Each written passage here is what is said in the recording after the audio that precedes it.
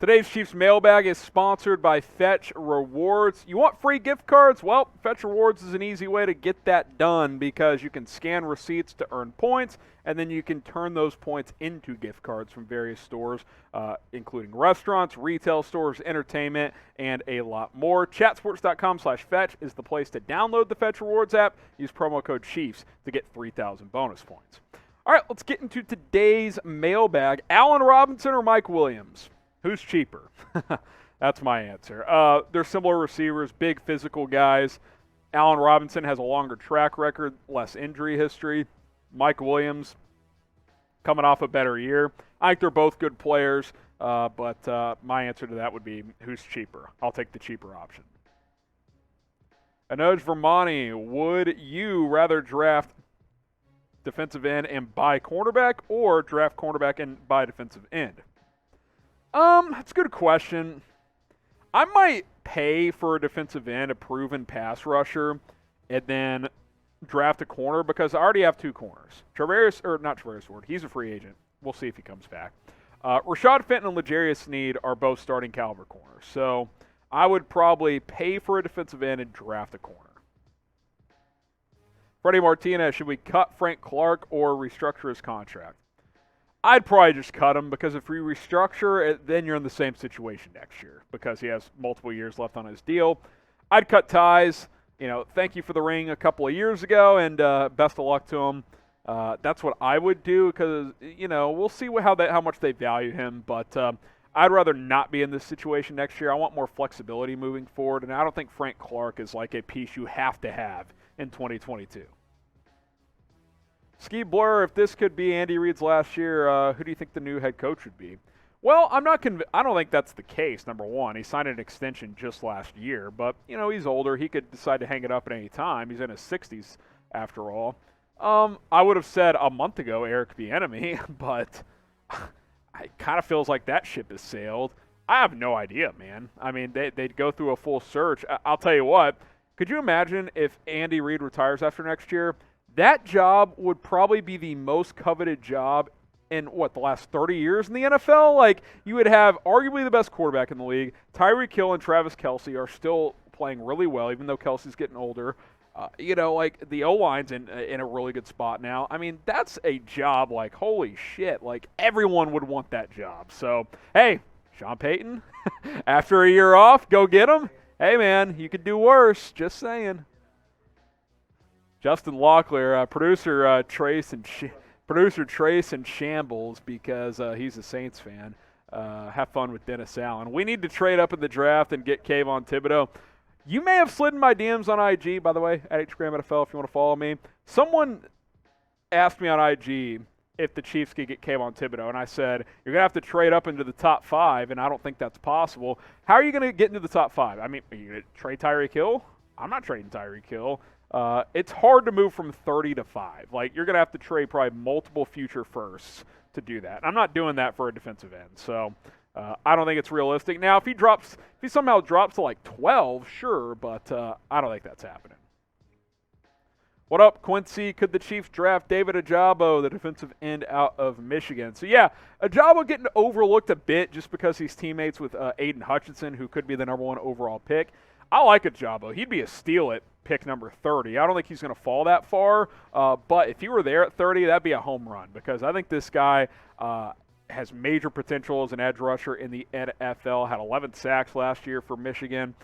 He was really good, 12 tackles for loss, and he's still raw too. Like he didn't start playing football until he was a little bit older, so he's still learning how to play technique-wise and all that stuff. Once he fine-tunes all that, this guy can be a perennial 10-plus sack guy in the NFL. I think that is very much a possibility. I think he'd be a steal at 30. Don't think he'll fall there, but if he is there, that's a guy I'm probably taking if he's on the board. What is the Chiefs' biggest draft need? Let me know down in the comments. I think defensive end is very possibly the biggest need for this football team because I watched the playoffs. I'm like, you got to get after the quarterback. Got to get after the quarterback. So, yeah, I'm going to go defensive end. Let me know what you guys think. Biggest draft need for Kansas City. All right. Excuse me. Mr. Mello, who should we sign? Juju, DJ Chark, OBJ, Williams, Mike Williams, Allen Robinson, or just draft? Well, I'll focus on the free agents here first. If money's not a factor, who would I sign first out of all those guys?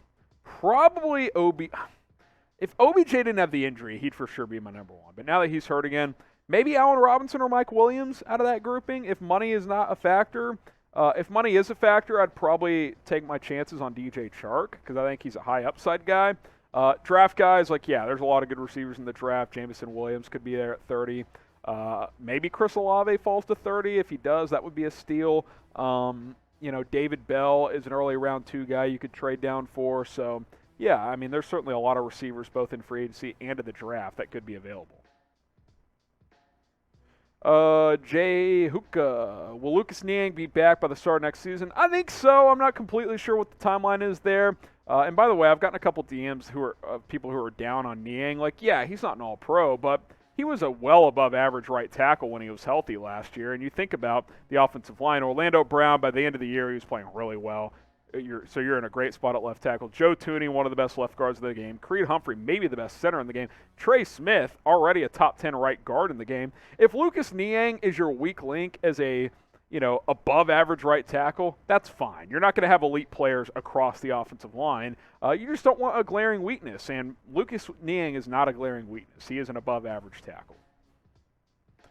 Beach, we need a safety, maybe 2. Can't play 49 next season. Appreciate the super chat. He's talking about Dan Sorensen. I don't think he's back. I think the Dan Sorensen era has come to an end. He obviously is a free agent this year. I could see him retiring. It might be the end of the road for Dan Sorensen.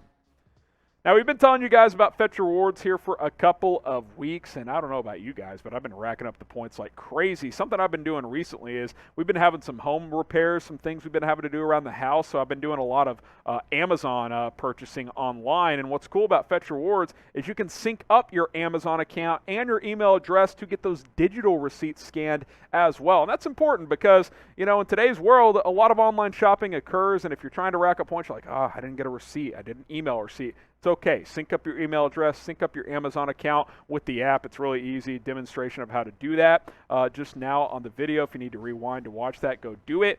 Very user-friendly, very easy.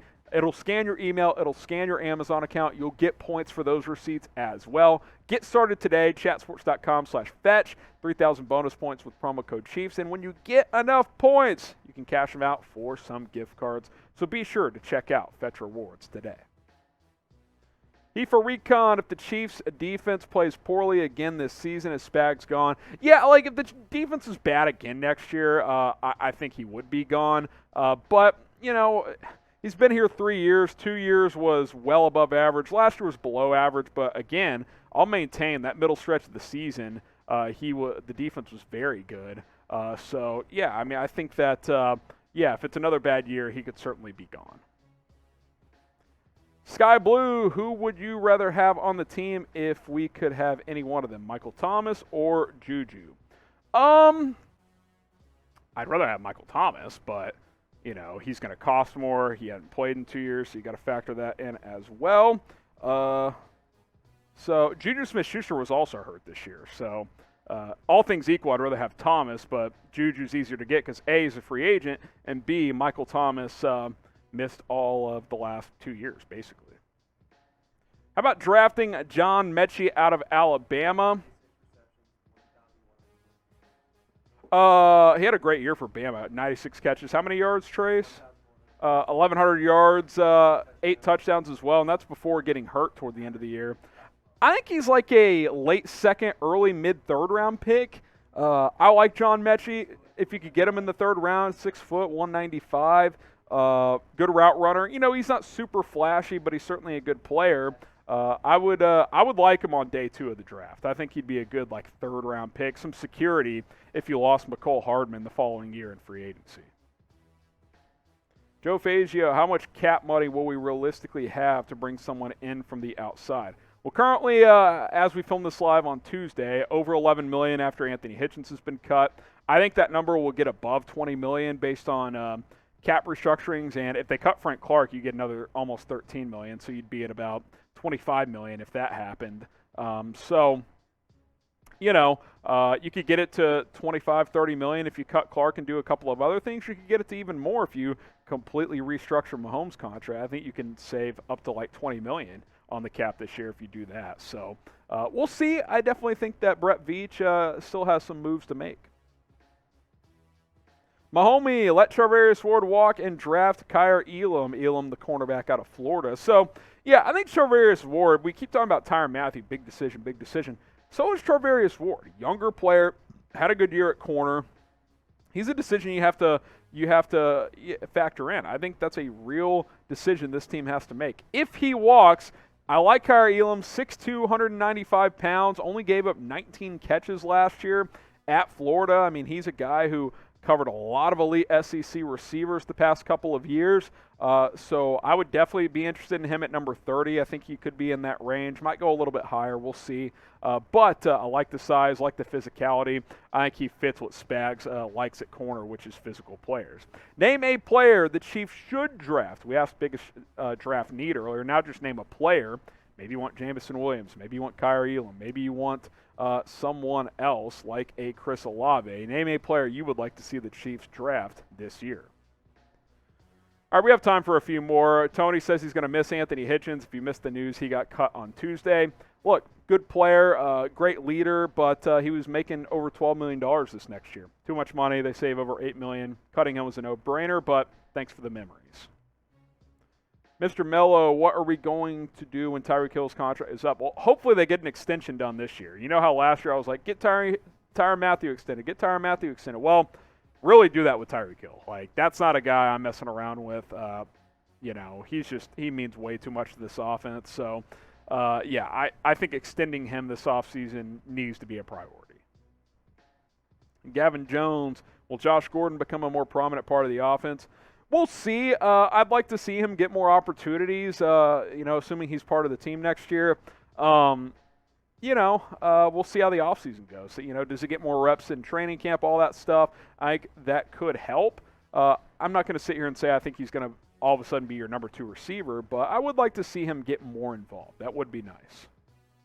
Ben Marshall, last one, unless we get a super chat. Should we cut DeMarcus Robinson? Don't have to. He's a free agent, so you can just not re-sign him, Ben. But I'm open to bringing him back, though, if he wants to be a number 4 receiver again. I think he's a good number 4 receiver, but can't be a number 3 or higher. That's kind of the deal with D-Rob.